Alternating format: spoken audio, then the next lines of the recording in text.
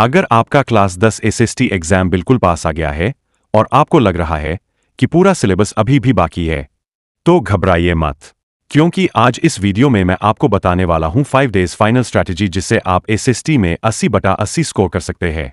हाँ, सिर्फ 5 दिनों की सही प्लानिंग से।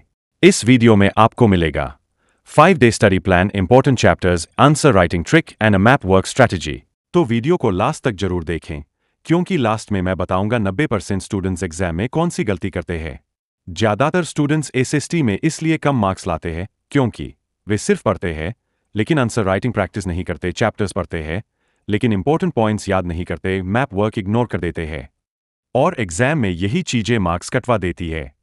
लेकिन अगर आप आज से स्मार्ट स्ट्रैटेजी अपनाते हैं तो 5 दिनों में भी एक्सेलेंट प्रिपरेशन हो सकती है।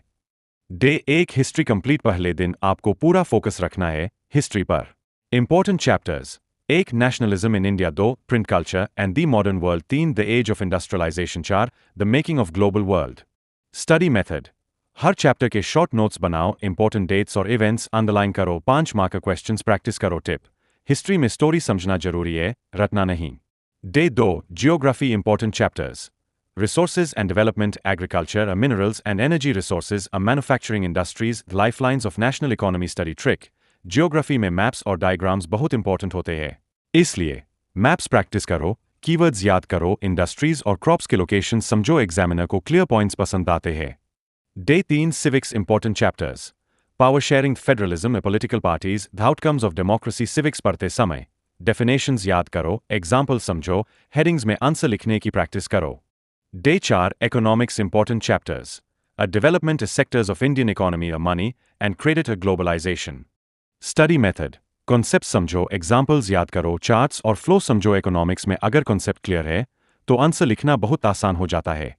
Day 5 final revision: आज आपको करना है सभी चैप्टर्स का quick revision, map work practice, previous year questions और सबसे इंपॉर्टेंट एक सैंपल पेपर सॉल्व करो।